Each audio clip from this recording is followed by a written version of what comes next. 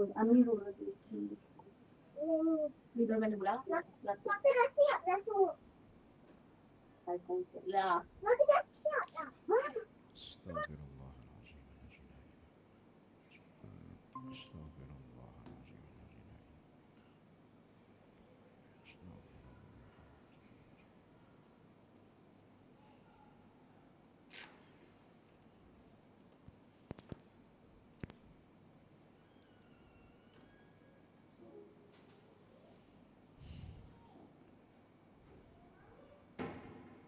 Astaghfirullahaladzim. Astaghfirullahaladzim. Assalamualaikum warahmatullahi wabarakatuh.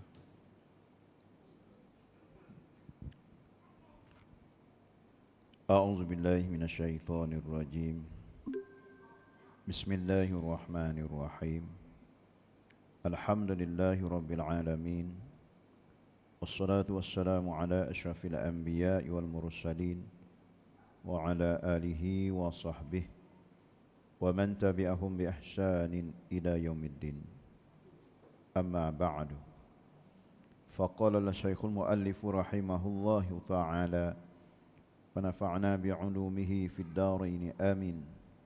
Allahumma akhrijna min zulumatil wahm wa akrimna binuril ilmi وافتح لنا أبواب العلوم برحمتك يا أرحم الراحمين. اللهم ارزقنا علما وارزقنا فهما. سبحانك لا علم لنا إلا ما علمتنا إنك أنت العليم الحكيم. ففوق كل ذي علم عليم ولا حول ولا قوة إلا بالله العلي العظيم. أما بعد. Alhamdulillah, sama-sama kita memanjat kesyukuran kehadrat Allah Subhanahu wa taala kerana dengan keizinan Allah Subhanahu wa taala Allah Subhanahu wa taala masih lagi memanjangkan umur kita, masih lagi memberi peluang kepada kita untuk terus hidup dan mengecapi nikmat-nikmat Allah Subhanahu wa taala. Alhamdulillah, Allah Subhanahu wa taala masih mengekalkan taufik dan hidayahnya kepada kita semua. Alhamdulillah, kita telah diberi peluang untuk sama-sama salat maghrib secara berjamaah dan seterusnya diberi peluang kepada kita untuk sama-sama berada di dalam majlis ilmu. Mudah-mudahan kita sentiasa dirahmati oleh Allah Subhanahu wa taala, mendapat pengampunan daripada Allah Subhanahu wa taala dan juga keredaan daripada Allah Subhanahu wa taala, insya-Allah. InsyaAllah pada malam ini kita akan sambung lagi perbincangan kita daripada Fiqhus Salah atau kitab Fiqhus Salah, iaitu dalam memahami ibadat sembahyang. InsyaAllah malam ini kita akan sambung perbincangan kita, ya, masih lagi dalam perkara-perkara berkaitan dengan bersuci. Dan malam ini kita akan sambung berkaitan dengan mandi. Baru ni kita dah masuk bab mandi ini kepada tajuk yang pertama, iaitu definisi mandi, kemudian perkara yang mewajibkan mandi, dan pada malam ini kita sambung kepada rukun atau fardu mandi wajib. Rukun ataupun fardu mandi wajib, perkara-perkara yang perlu dilakukan ketika mana kita mandi wajib. Okey, rukun ataupun fardu mandi wajib, dia kata di sini ada 3. Ada mandi wajib ni berlaku bila kita berhadas besar, ataupun ketika mana orang perempuan datang haid, dan apabila suci bersih haid maka dia kena mandi, wajib dia mandi, ataupun dia beranak, keluar darah nifas, kemudian apabila keringlah darah nifas tadi maka wajib dia mandi. Begitu juga apabila dia bersalin, bersalin wajib juga mandi. Maknanya antara nifas dengan bersalin tadi, sekiranya apabila bersalin ada darah nifas, boleh, maknanya mandi untuk bersalin tadi digabungkan ketika mana kering darah nifas. Tapi kalau tidak ada darah nifas, seorang bersalin dia tak ada darah nifas, maka dia wajib mandi juga. Ya, ini seperti mana berlaku ya pada Fatimah, anak Rasulullah sallallahu alaihi wasallam, yang dikatakan sentiasa apabila dia bersalin maka tidak ada darah nifas yang mengiringi beranak tadi. Jadi dia wajib mandi juga kerana dia bersalin. Okey. Maka di sana terdapat beberapa rukun ataupun fardu mandi wajib ni, dia kata ada 3. Yang pertamanya menghilangkan najis di badan sebelum mandi jika ada. Seboleh-bolehnya menghilangkan najis pada badan tadi sebelum kita niat mandi, itu seboleh-bolehnya. Tapi kalau kita sertakan dengan niat mandi, maka banyak kalilah kita yang mana pertama tu kita nak hilangkan najis-najis dulu. Lepas itu kena cucur balik lagi pula untuk bahagian air bersih. Tetapi cara yang diajar oleh Rasulullah sallallahu alaihi wasallamnya ialah sebelum kita mandi itu, eloklah pada ketika itu kita menghilangkan najis di badan dahulu sebelum mandi, supaya semasa kita mandi air yang kita jirus atau air yang kita curahkan ke atas badan kita tadi tidak bercampur dengan najis. Justru itu cara yang diajar oleh Rasulullah sallallahu alaihi wasallam kalau mengikut hadis. Kita boleh rujuk apa dia ni, kalau baca Mustikah Hadis jilid 2 ada ceritakan bagaimana Aisyah radhiyallahu anha menceritakan Rasulullah sallallahu alaihi wasallam mandi wajib. Jadi mula-mulanya ialah Rasulullah sallallahu alaihi wasallam basuh tangan dia dulu.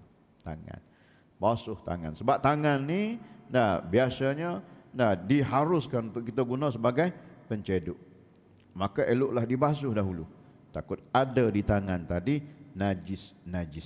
Ada najis. Tak kiralah. Najis apa sekalipun tahu. Maknanya basuh dahulu.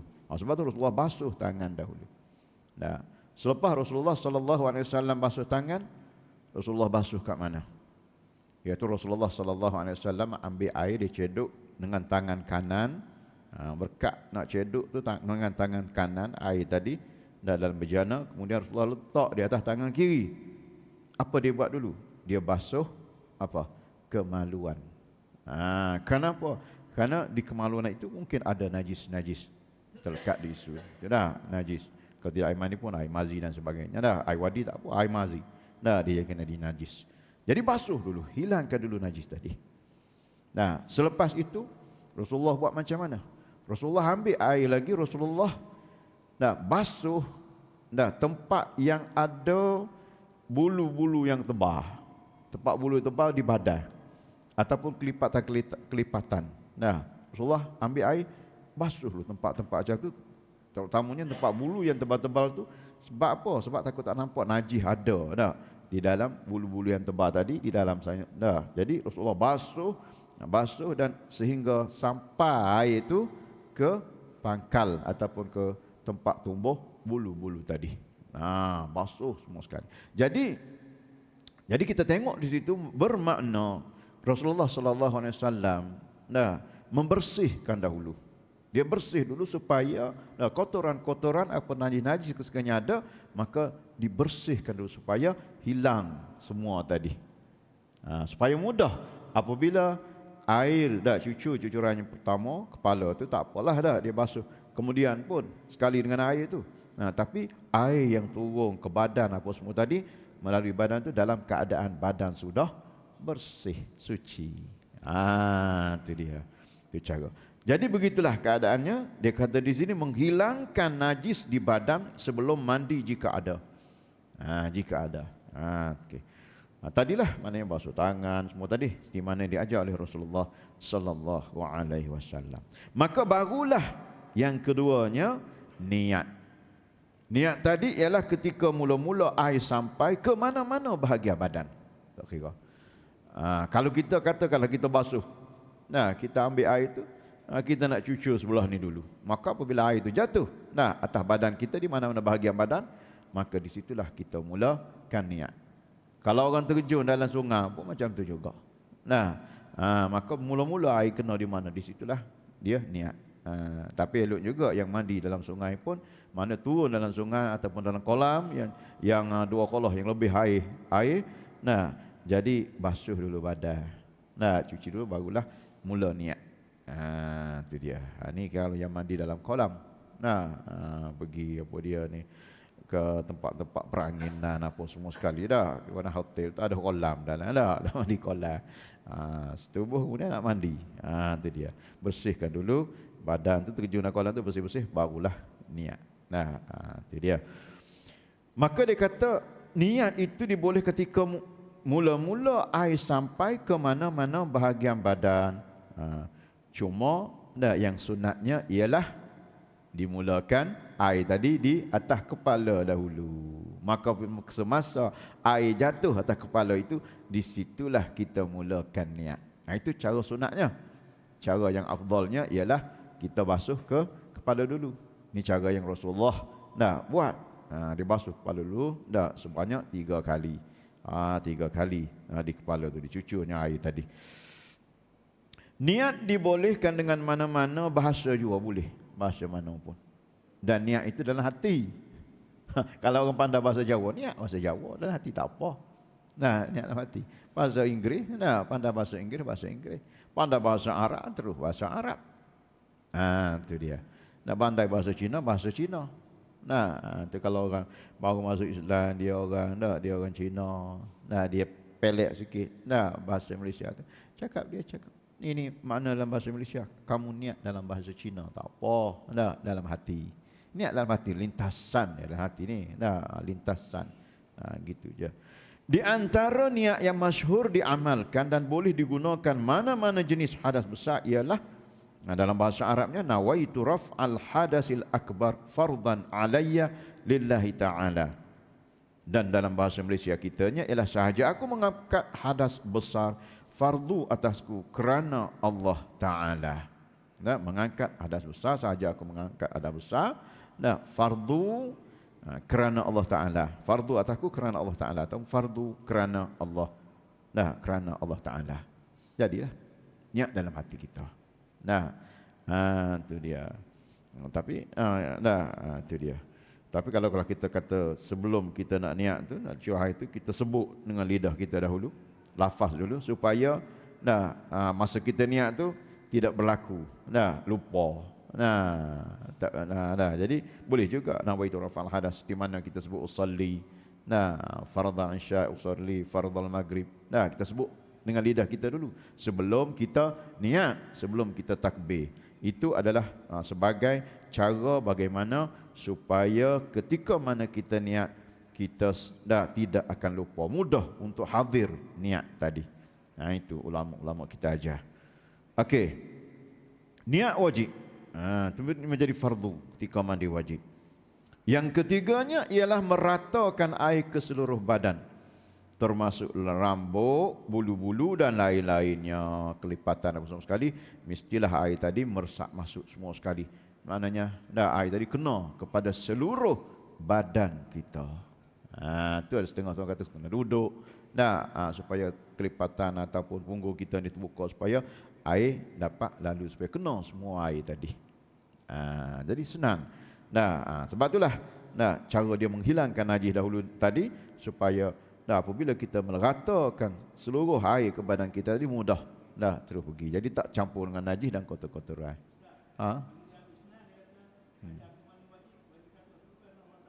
Apa? Boleh juga. Wajib fardu tak apa. Yang pentingnya sahaja aku, kalau yang ringkas sahaja aku mengangkat hadas besar kerana Allah Ta'ala. Boleh dah. Kerana Allah Ta'ala. Itu yang paling ringkas. Dalam wudu banyak yang beritahu dia cara ringkas, macam mana cara afdal, macam mana panjang sikit. Itu dia. Okey. Kemudian perkara-perkara sunat dalam mandi wajib pula. Apa disunatkan ketika mana kita mandi wajib? Pertamanya ialah membaca basmalah, iaitu membaca bismillahirrahmanirrahim. Dengan niat zikir. kena niat zikir. Sebab kita sekarang ni sedang berhadas besar. Jadi kita nak angkat air tadi, nak bismillah dengan niat zikir. Kita bismillah semasa mana kita nak angkat air tadi, nak letak curah atas kepala kita baca bismillahirrahmanirrahim dengan niat zikir. Niat zikir. Sebab bismillah ni asalnya ialah dia adalah satu ayat daripada surah Al-Fatihah. Satu ayat daripada surah Al-Fatihah. Maknanya dia ayat Quran. Dan di tempat-tempat lain tu disunatkan juga baca bismillahirrahmanirrahim, bismillahirrahmanirrahim. Dan bismillahirrahmanirrahim ni asalnya adalah ayat Quran. Dia ayat Quran daripada surah Fatihah tu, maka bismillahirrahmanirrahim itu salah satu daripada ayat Quran. Maka Quran ni tak boleh kita baca ketika mana kita berhadas besar. Tak boleh baca Quran. Berzikir boleh, berselawat boleh. Dengar Quran boleh, tak apa. Baca dia tak baginya. Baca tak bagi Quran. Sentuh tak boleh. Sentuh tak boleh. Lagi-lagi tanggung. Lagilah tak boleh. Tanggung. Itu dia. Baca tak boleh. Tapi ni dia suruh kita dengan niat zikir. Yang kedua, berwuduk sebelum mandi. Ini juga dilakukan oleh Rasulullah sallallahu alaihi wasallam. Setelah dia dah bersihkan semua badan dia tadi dengan cara yang dia buat tadi, kemudian Rasulullah sallallahu alaihi wasallam berwuduk. Dan berwuduk tadi, kita ambil wuduk dengan cara sempurnalah. Cara sempurna kita berwuduk. Itu dia, kita berwuduk. Ini ketika mandi apa ni? Mandi hadas besar. Mandi hadas besar ketika mana kita hadas besar kita tadi ialah kerana bersetubuh. Bukan kerana haid. Kerana haid nifas tak boleh. Dia tak sah wuduk. Haid nifas tak sah lagi wuduk. Dia ambil wuduk sebelum dia suci daripada haid dan nifas. Tak sah wuduk dia. Tapi kalau yang berhadas besar kerana bersetubuh ataupun kerana keluar air mani, maka boleh dia ambil wuduk dulu. Dia ambil wuduk dulu, sah wuduk dia tadi. Kemudian baru dia mandi hadas. Macam juga kita kata puasa dah. Orang datang haid dan nifas, dia tak boleh puasa sebelum selagi dia tak suci, tak mandi. Lepas dia mandi, baru dia boleh puasa. Tapi puasa tadi kalaulah dia haid tu dia ni hilang, tak ada masa ketika siang hari, maka dia tak boleh dah nak niat puasanya, mana esok lah. Maknanya dalam keadaan haid dan nifas, dia tak boleh nak niat puasa, tak jadi puasa dia. Tetapi bagi orang yang bersetubuh atau keluar mani pada malamnya, pada malamnya, maknanya sebelum waktu subuh tu dia tak mandi lagi, dalam keadaan badan dia berhadas besar, dia niat puasa. Katakanlah dia tak terjaga waktu subuh. Jaga-jaga pukul berapa? Pukul 10. Malam dah niat dah puasa, maka sah puasanya. Tak ada masalah. Lepas tu mandilah untuk dia ni hadas besar tadi. Tapi puasa dia sah. Itu dia. Dia berlainan dengan haid dan nifas tadi. Okey. Maka berwuduklah sebelum mandi tadi kita berwuduk. Dan sekiranya kita tidak tersentuh tangan kita tadi pada kemaluan, semasa kita gosok tubuh kita masa kita mandi tadi tak tersentuh kemaluan, perut jari kita ataupun kawasan tubuh tidak tersentuh perut jari, maka kita selesai daripada mandi, tak perlu ambil wuduk lagi, sah dah wuduk yang tadi. Tapi kalau tersentuh dia batal wuduk. Itu dia cara dianya. Sebab itulah Rasulullah dia basuh dulu tu semua sekali, tempat itu kelipatan apa semua sekali, air senang turun, kenal semua. Tangan pun tak susahlah kata dia nak gosok tempat-tempat yang boleh membatalkan wuduk tadi. Sebab semuanya dah suci, air sudah tentu akan mengalir di kawasan tersebut. Itu dia. Okey, berwuduk sebelum mandi itu adalah sunat. Rasulullah SAW amalkan begitu. Yang ketiganya mendahulukan anggota kanan. Basuh kanan dulu. Yang kepala tak ada masalah. Kepala betul-betul di atas kepala. Nah, curah betul-betul atas kepala, gosok semua sekali, lepas tu curah lagi 2 kali, insya-Allah semuanya akan rata lah. Nah, 3 kali. Sekali yang pertama. Kemudian kita mulakan mendahulukan akan anggota kanan. Mula daripada depan dulu. Ni start di bahu ni mula daripada depan. Nah, depan ni gosok, depan 3 kali, kemudian belakang 3 kali. Kemudian sebelah kiri pula. Nah, mula depan dulu. Nah, kita gosok-gosok depan semua sekali, baru belakang. Sama dengan mandi apa? Mandi jenazah. Nah, mandi jenazah. Batu masa kita mandi itu, nah, kita ingat macam nilah. Kalau orang mandi aku mandi jenazah nanti macam inilah, kepala dulu dia basuh. Kemudian dia sebelah kanan, kemudian dia palingkan sebelah belakang kanan, kemudian sebelah ni pula, cara mandi. Begitulah orang akan mandi jenazah kita. Cuma mandi jenazah tu berapa kali? 7 kali. Air pertama, kemudian diiringi dengan 6 kali air campur bidara dengan kapur baru. Mula-mula tu air biasa untuk membersihkan tubuh badan kita dulu. Okey, yang keempatnya dia kata meniga-nigakan pada menggosok tadi, pada jiruh air dan juga menggosok tadi, kalau boleh 3 kali. 3 kali. Itu sunatnya begitu. Itu dia. Yang kelimanya menggosok seluruh badan ketika mandi, gosok. Gosok semua sekali, kecuali tempat-tempat yang kita khawatir dia boleh membatalkan wuduk tu, kita gosok ikut ni lah. Ikut sini. Jangan gosok ikut ni. Jangan gosok ikut sini. Orang tua dahulu kalau dia ada wuduk dia basuh najis anak dia. Anak dia anak dia buang air besar. Dia gosok macam mana? Dia gosok dengan kaki. Dia cucur kemudian gosok dengan kaki dia. Kaki ni tapak kaki depan gitu. Sebab dia ada wuduk. Jadi tak batal lah wuduknya. Tapi kalau gosok gini, kenalah. Dia ni perut jari, batal lah wuduk. Biasa tengok orang tua kita dulu.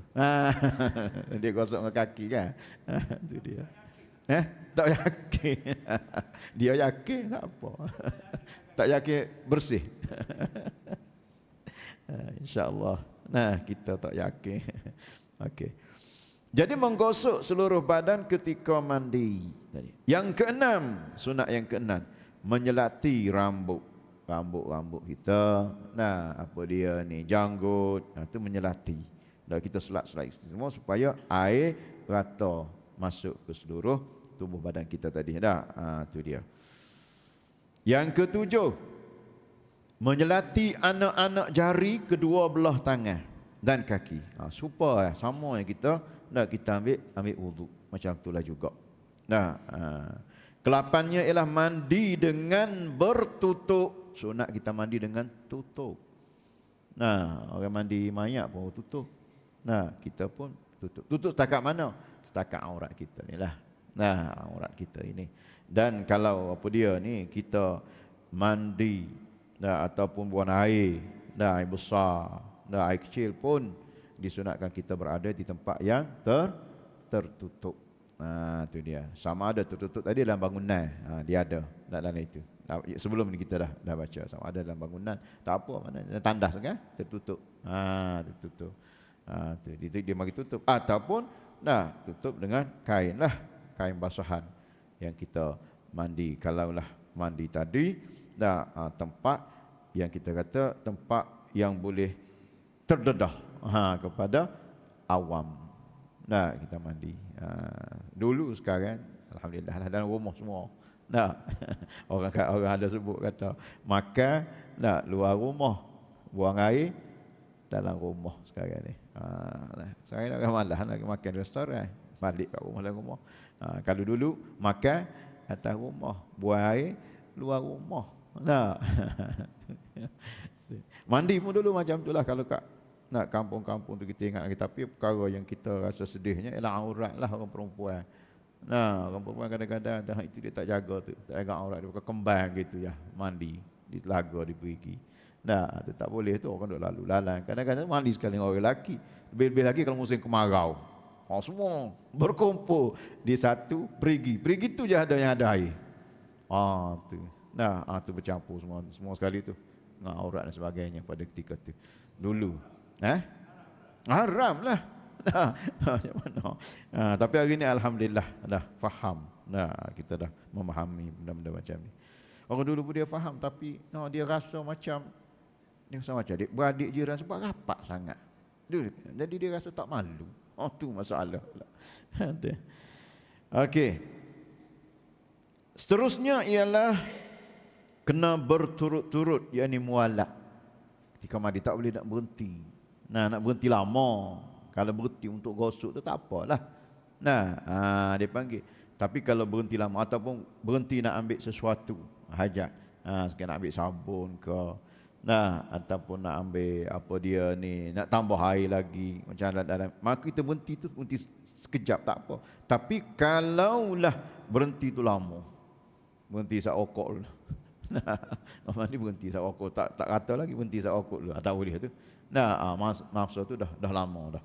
Panjang masa tadi. Pada urufnya, pada kebiasaannya, kalau kita kira mata putus lama. Renggang antara satu tadi, antara satu perbuatan dengan satu perbuatan tadi. Tu kita boleh pada uruf ni, pada kebiasaan kita lah. Tu dia. Dia panggil macam tu. Okey. Yang ke-10-nya ialah membaca doa wuduk selepas mandi. Doa sama saja dengan doa wuduk.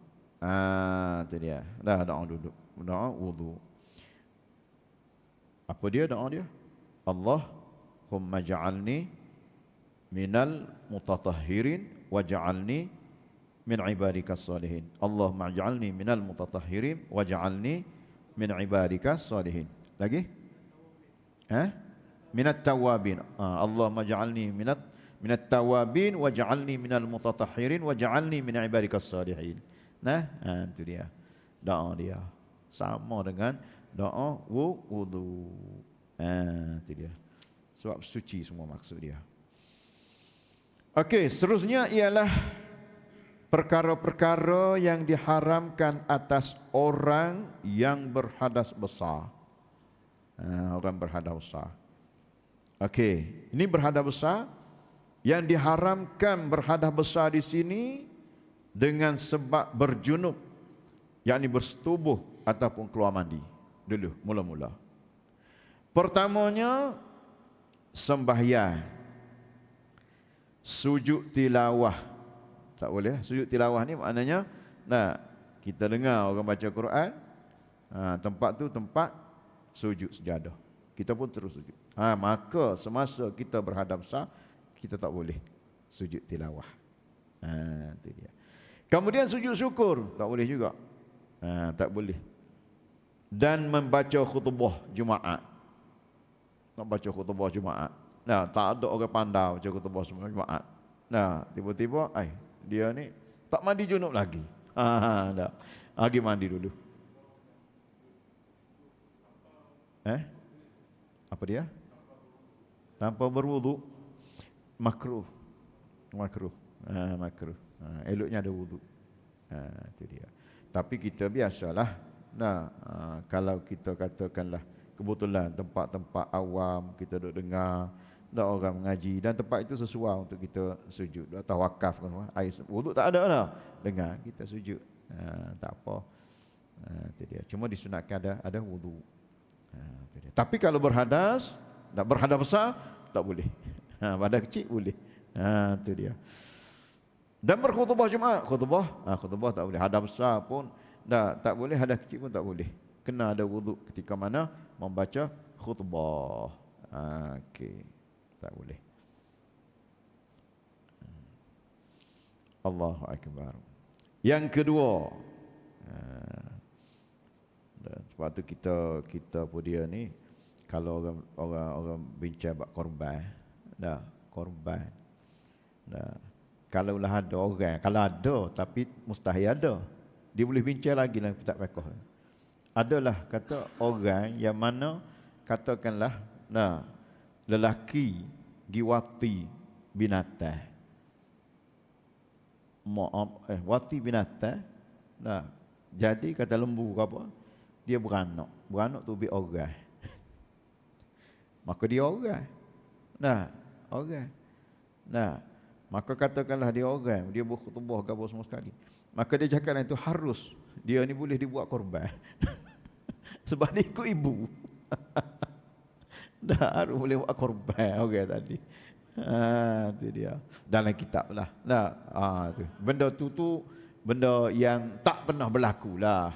Cuma dia kata kalau sekiranya berlaku persetubuhan antara manusia dengan binatang, lembu lah umpamanya, beranak tu be orang, maka anak tadi orang tadi harus boleh dibuat korban dia. Dikira dia tu macam anak lembu tadi. Tapi tak adalah berlaku. Tak ada. Tapi ayatnya hukum fiqh tu dia teliti. Begitu sekali. Dalam kitab ada dalam kitab besar-besar. Yang keduanya ialah diharamkan juga atas orang yang berhadas besar tadi tawaf. Tak boleh tawaf. Air wudu pun kena ada, tawaf ada. Apa ni tawaf? Apatah lagi. Hadas besar, hadas kecil pun tak boleh. Kita kena tawaf, kena ada wudu. Yang ketiganya ialah menyentuh atau menanggung Al-Quran. Tak boleh. Yang keempat, membaca Al-Quran. Tak boleh juga. Haram dia baca Quran. Yang kelima, berhenti dalam masjid. Tak boleh. Nak mari duduk dalam masjid. Berhenti mana duduk. Dia dengar kuliah ke apa. Tak boleh. Masa dia berhadap sah. Ataupun berulang alik dia dalam masjid. Dia pergi mari. Tak boleh. Tetapi dimaafkan jika melintah lalu sekali. Lalu gitu. Tak apa. Kerana hajat. Kemungkinan masjid besar sangat, rumah dia sebelah sana, kedai sebelah sini. Ni apa ni yang jenis tak ada kenderaan. Jadi masjid tu panjang sangat. Kalau nak pergi sana jauh, penat. Jadi dia lalu ke masjid. Untuk litah nak pergi cari barang. Tak apa. Kalau luas sangat tu. Kalau kita itu berhadas ni dalam masalah yang junub ni. Junub. Itu dia. Ada bukan wahid, tidak digalakkan. Bimbang takut titik. Jatuh. Tertitik. Modest tu lain lah. Sebab dia kata dibimbangi ada dalam itu ni, dia kata dibimbangi takut jatuh titik. Kalau tak titik tak apa lah. Itu dia. Tapi lintah saja. Itu dia. Jangan berhenti. Tak boleh lah. Duduk tak boleh. Memang duduk tak boleh. Yang bersetubuh biasa ni pun, yang tak ni, duduk pun tak boleh.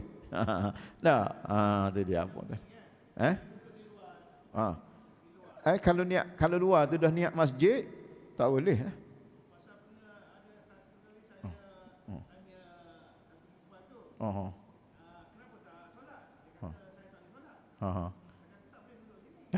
Kalau niat masjid tak boleh lah. Kalau dah niat masjid. Tak tahu ni niat ke masjid ke surau ni. Kalau mengikut fiqh.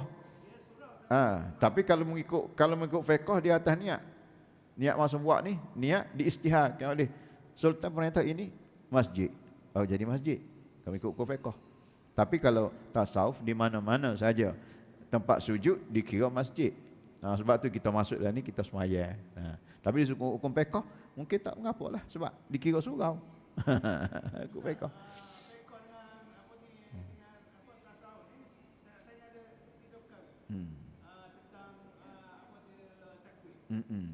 Nombor satu, orang cakap kita datang dia, kita nak solat tu, kita datang ke daripada rumah tu nak sini kita dah niat nak solat. Kita datang imam dah baca Fatihah habis, terus Allahu Akbar. Kalau sama ini kena niat juga. Nombor satu. Kedua, Nabi kata baru niat kan?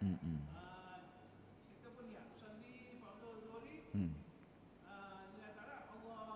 Dalam Allah tu kita tak ada niat saja untuk solat. Nombor tiga, kita Allahu Akbar tu kita niat. Okey. Kalau jadi masalahnya dia kata boleh, semua tu boleh tapi cuma khilaf tasawuf dengan fiqh. Sebab itulah ni kita masalah sembahyang kita kena ikut fiqh lah.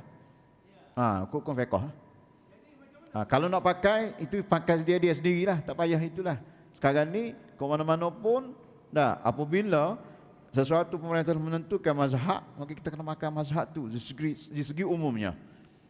Kalau untuk sendiri, jangan bising sebab akan menimbulkan fitnah. Itu dia. Mana? Ahok kata boleh lah. Tapi saya kalau mengikut mazhab Syafi'i, saya cakap macam itulah. Kalau kita nak ikut mazhab Syafi'i, maka apabila kita angkat takbir, hak sembahyang fardu wajib kena ada. Nah, apa dia ni? Qasak ta'aruf ta'yin tu kena ada. Kena ada. Itu dia. Tapi kalau kita nak ikut mazhab lain, tak apa, tapi pulanglah kepada kita. Tapi jangan kita war-warkan. Duk tegur orang pula, duk kata orang. Jangan. Dia boleh menimbulkan fitnah. Sebab ada negara-negara yang bebas mazhab pun banyak.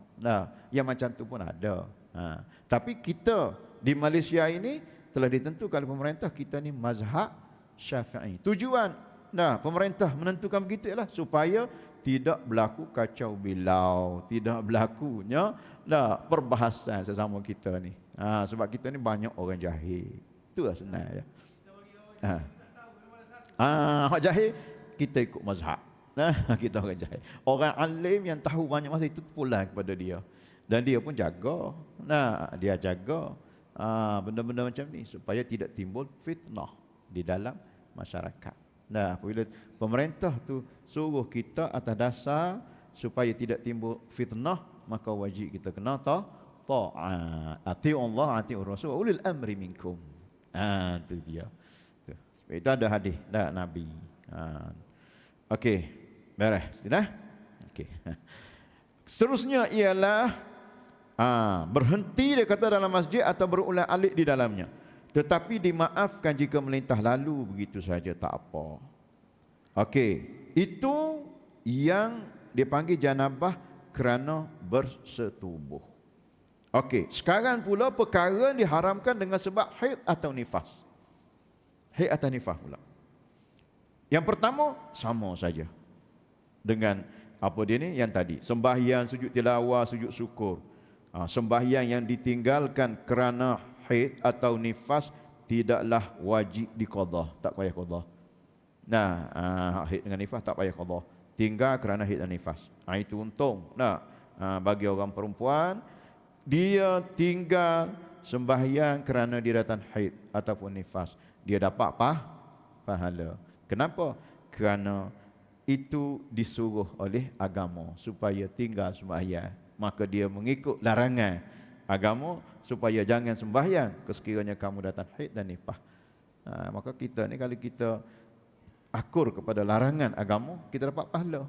Kita ikut suruhan agama, kita dapat pahala. Betul, orang perempuan dapat pahala ketika mana dia haid dan nifas. Syaratnya dia sembahyang lah sebelum tu. Kalau dia memang tak kaki tak sembahyang dah, tak ada apa-apa lah. Ni dia sembahyang. Okey, yang keduanya tawaf. Samalah dengan yang tadi. Yang ketiganya menyentuh atau menanggung Quran, sama juga dengan yang tadi. Yang keempatnya membaca Al-Quran, sama juga. Yang kelimanya berhenti dalam masjid atau berulang alik di dalamnya. Berhenti dalam masjid pun tak boleh, atau berulang alik di atas masjid pun tidak. Diharamkan juga bagi yang datang haid atau nifas tadi. Yang keenam, berhenti dalam tu atau berulang alik, duduk pergi mari tak. Kita kata tak duduk, tetapi duduk berjalan dalam masjid tu dipanggil berulang alik tu. Berhenti, tak boleh.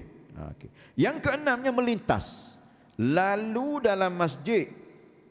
Tidak diharuskan, tidak dibenarkan bagi perempuan yang datang haid dan nifas tadi jika ada jika bimbang tertitik darahnya. Sebab tu dia kata jika bimbang tertitik darahnya. Sebab tu kalau dia pakai modeh tadi, ataupun pakai pampers, tak apa.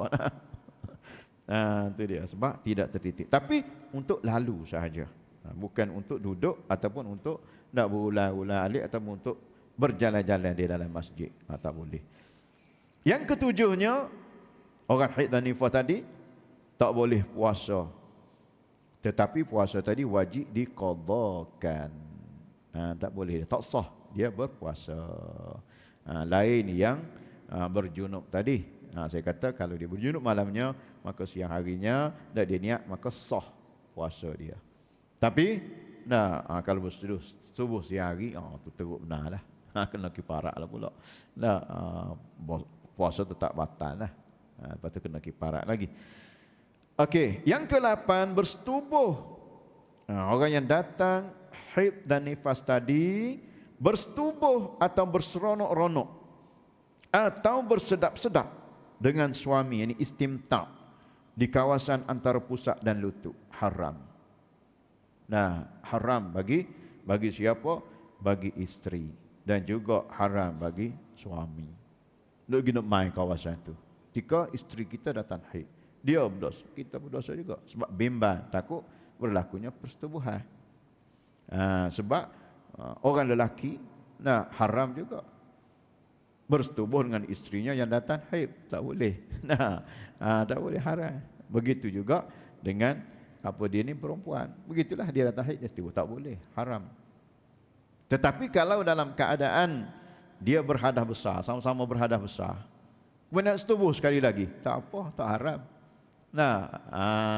Itu dia. Buat dah sekali, nak buat pula, tak apa. Bukan kata kena pergi mandi dulu. Mandi dulu, barulah boleh buat kali kedua. Tidak, buat kali kedua tak apa. 3 kali pun tak apa. Dalam keadaan berhadas besar kerana bersetubuh, boleh. Itu dia. Tapi kalau haid tadi diharamkan. Ini salah satu yang ke-8. Jadi apa dia ni, itulah perkara-perkara yang diharamkan ketika mana seseorang itu berhadas besar, dan juga ketika mana seseorang itu atau orang perempuan yang berada dalam keadaan haid ataupun nifas. Okey, kita ambil satu lagi tajuk lah sebelum dalam berapa minit 10 ke 15. Dia di sana tak? Tu. Saya boleh qamat tak? Qamat berhentilah. Qamat. Okey. Nak azan dulu. Okey, silakan.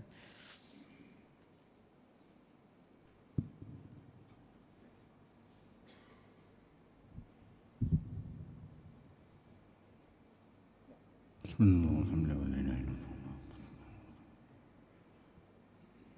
Allahu Akbar, Allahu Akbar.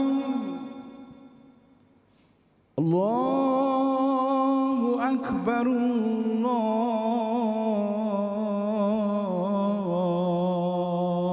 Akbar.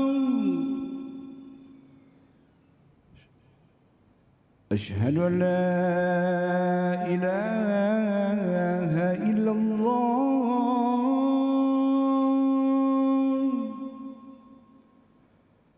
أشهد أن لا إله إلا الله.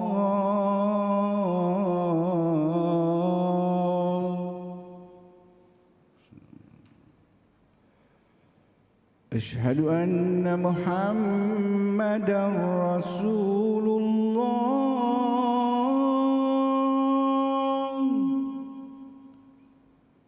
أشهد أن محمدا رسول الله.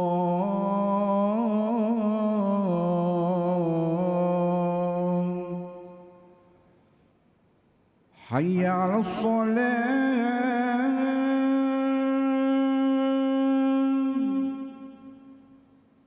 حي على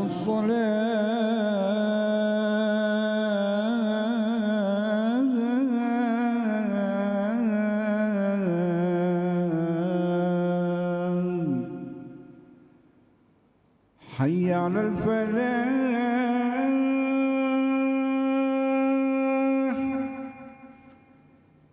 حي على الفلاح.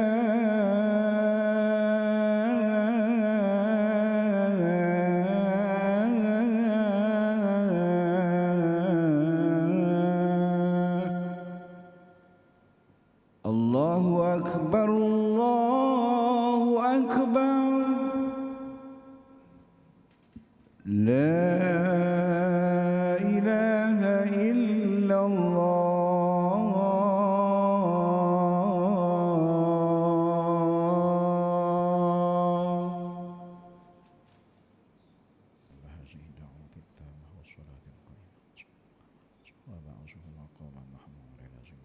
إنك لا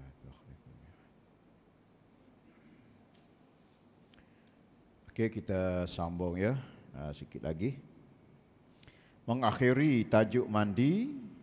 Tadi mandi wajib. Maka kita cuba pula melihat berkaitan dengan mandi sunat. Mandi sunat itu banyak.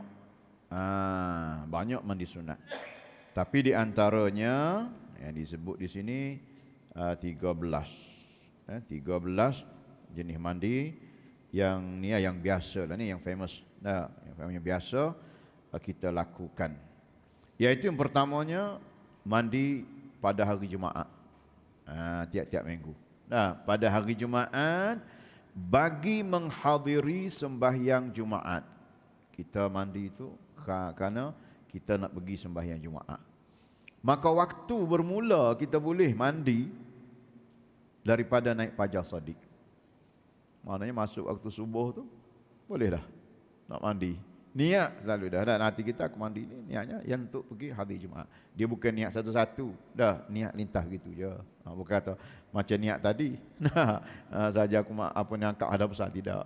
Niat gitu saja. Masa kita kata secara umumnya hati kita niat ni adalah untuk pergi solat Jumaat nanti. Jadi boleh dah bermula di situ.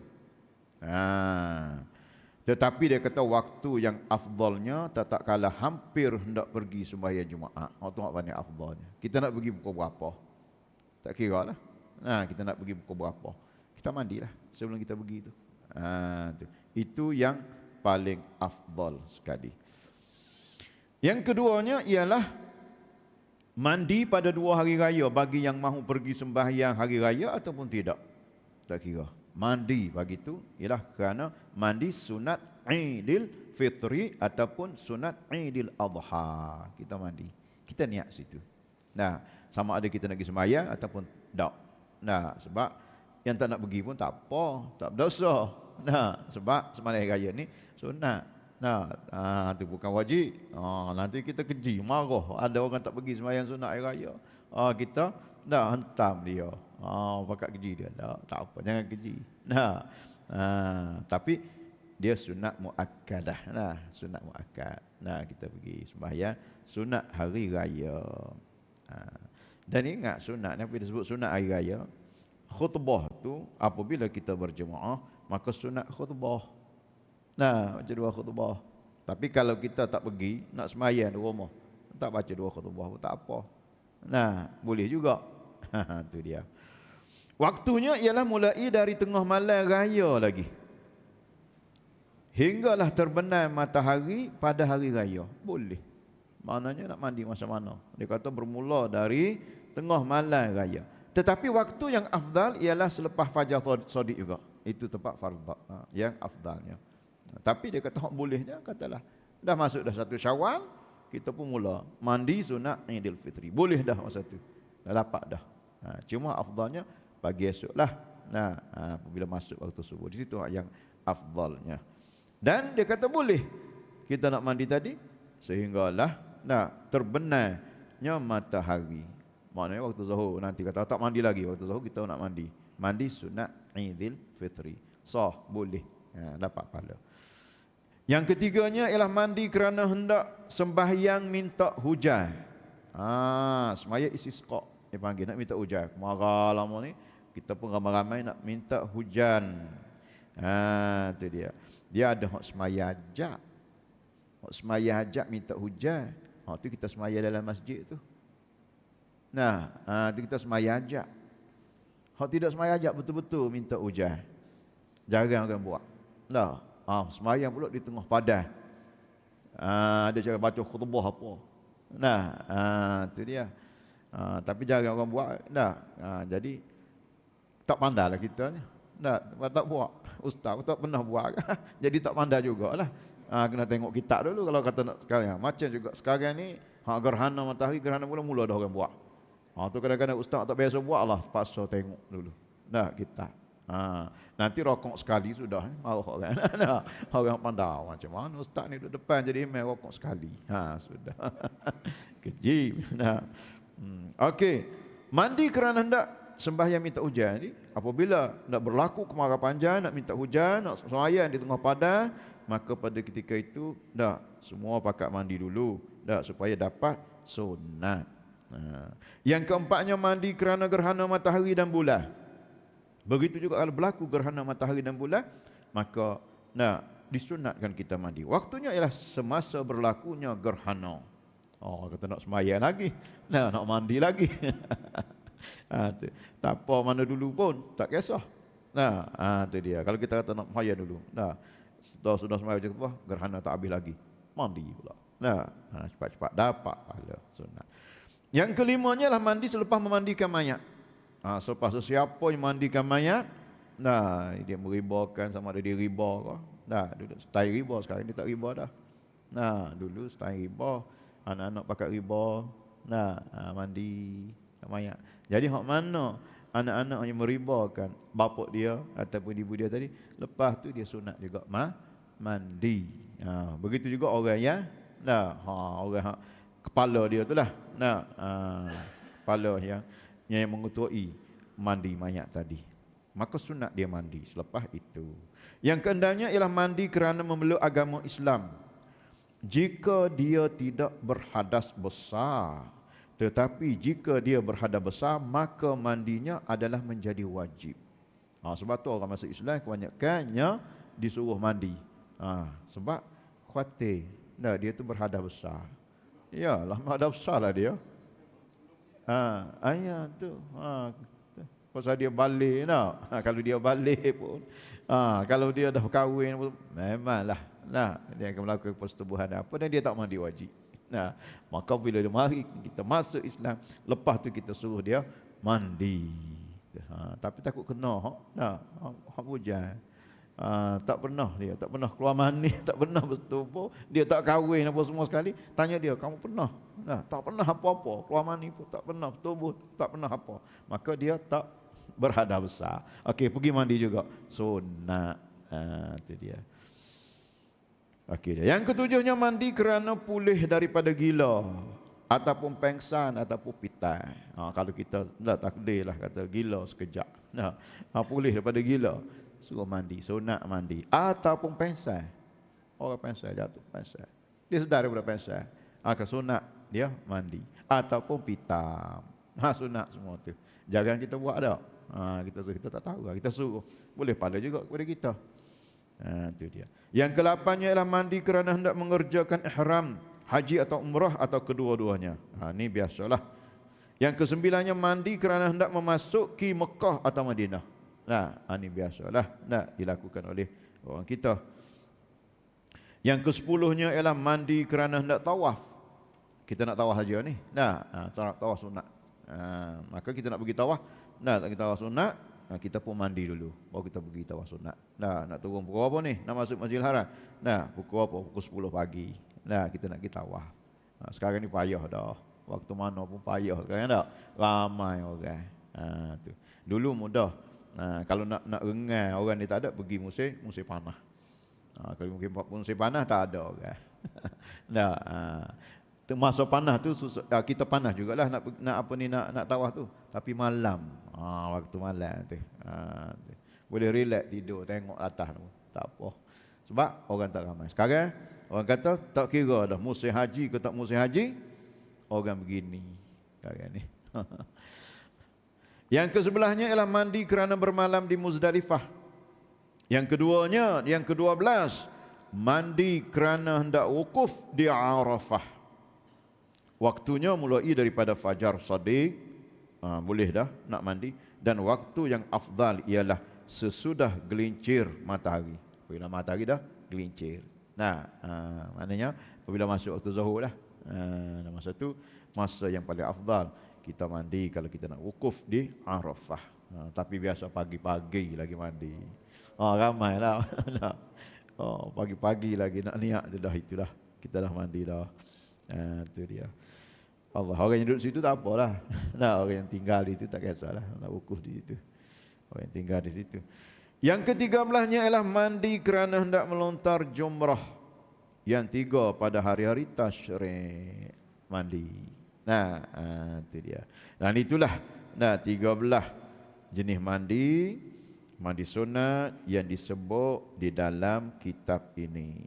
Dan dia kata banyak lagi mandi-mandi, antaranya dia katalah mandi seharian kita untuk nak menyegarkan tubuh badan kita. Kita mandi nak menyegarkan tubuh badan kita supaya badan kita rasa sihat dan kita rasa nak selesa untuk buat ibadat. Maka sunat juga. Nah, bangun tidur rasa lemah. Mandi, lepas mandi rasa segar. Nah, nak sembahyang subuh kan, nak sembahyang nak buat ibadat, kita rasa segar supaya kita mandi. Maka sunat juga. Kerana nak menyihatkan tubuh badan kita. Kerana Rasulullah SAW sentiasa mandi hari-hari tu, hari yang seharian tu Rasulullah mandi. Itu dia. Okey, jadi setakat itu dahulu untuk malam ini. InsyaAllah akan datang kita akan masuk pula pada tajuk, masih lagi tajuk berkaitan dengan bersuci, iaitu tayammum. InsyaAllah untuk kuliah akan datang kita akan berbicara atau berbincang tentang tayammum.